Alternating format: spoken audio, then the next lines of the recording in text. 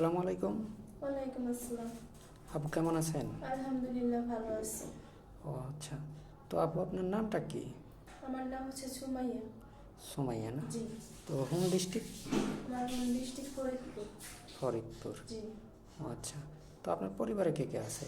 আমার পরিবারে মা আছে, বাবা আছে আর ছোট্ট একটা ভাই আছে। ও আচ্ছা। তো মূলত আমাদের এই ক্যামেরার সামনে কেন আসছেন? এবার সে দেখা গেছে অনেক বিজ্ঞাপন তো আপনাদেরকে দেখি মানে ইউটিউবে ফেসবুকে। জি তো আমার বাবা তো আমার মনে করেন যৌতুকের জন্য বিয়ে শাদী দিতে পারতেছে না।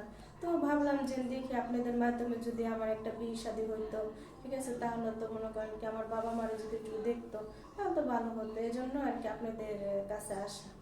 ও আচ্ছা, মূলত মানে একটা হ্যাঁ, ভালো একটা মনের মানুষের জন্য আসছেন, মানে হ্যাঁ বিয়ে শাদী করার জন্য আসছেন। হ্যাঁ হ্যাঁ। জি। ও আচ্ছা, তো আপনার বাবাটা কি বৃদ্ধ হয়ে গেছে নাকি কোনো কাজ হ্যাঁ, বৃদ্ধ করতে হয়ে পারছে? গেছে আর কি করব, যেহেতু আমরা 3 বোন, ছোট্ট একটা ভাই আছে। তো কাজকর্ম করে তো খাওয়াইতে হবে, আমি সবার বড় আর ছোট ছোট ভাই বোনরা। তো এখন আমারও বিয়ে হয় নাই। তো বাবা বৃদ্ধ বয়সে এখন আর কি করব, এই কৃষি পাতা কাজ করে তাই করে আমাদেরকে খাওয়ায়। ও আচ্ছা। তো আপু আপনার বয়সটা কত চলে? আমার বয়স 20 বছর চলতেছে বর্তমানে। 20 বছর। জি। বিয়ে শাদী তো হয় নাই না? না না, বিয়ে শাদী হয় নাই। ও আচ্ছা। তো আপনি শিক্ষাগত যোগ্যতা কতটুকু? ক্লাস 8 তোমার পড়াশোনা করেছিলাম, বেশি পড়াশোনা করতে পারি নাই। ও আচ্ছা। তো যাই হোক, আপু আপনি তো মুসলমান না? জি, আমি মুসলিম। নামাজ কালাম পড়া হয় তো? না, নামাজ কালাম মিথ্যা কথা বলে লাভ নাই, আমি নামাজ কালাম পড়ি মাঝে মধ্যে, যখন ভালো লাগে তখন তো পড়ি, আর তো বুঝিনি যে মেয়ে মানুষের জি জি, বুঝতে সেটা পারছি। বুঝতেই পারেন। তো যাই হোক, কোরআন শরীফ কি পড়তে জানেন? হ্যাঁ, কোরআন শরীফ পড়তে জানি আমি। ও আচ্ছা।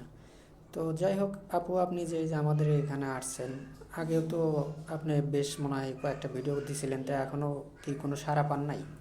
না, আমি সাড়া পাই নাই এবং কি মানে কোনো কিছুই হয় নাই কে, ঠিক আছে। যদি অনেকে আছে দেখেন, মানে একজনে বলছিল আমাকে বিয়ে শাদী করবে, অনেক আশা ভরসা দিছে, দেওয়ার পরে তারপরে মানে সে আমাকে বলে যে একটা নারী কখন তার একটা ছেলের প্রতি থেকে মনে উঠা যায়।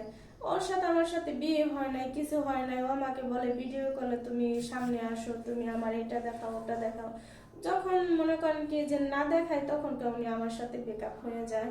আর একটা ছেলে মনে করেন প্রকৃতিভাবে যাকে ভালোবাসে সে কখনো বলবে না তুমি আমার এটা ওটা দেখাও, সে ভাববো যে না ওকে আমি বিয়ে করব, ঠিক আছে, তারপরও আর জাস্ট সবকিছু দেখবো, ঠিক আছে।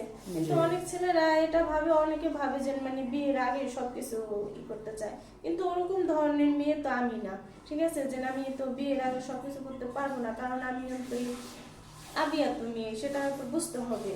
কিন্তু আমার তো একটা লজ্জাবোধ আছে, কিন্তু ওরা হয়তো নায়িকা, কিন্তু আমাদের মধ্যে আছে, এজন্য মানে কিছু করতে পারি না দেখে মনে করেন বেকআপ হয়ে গেছে।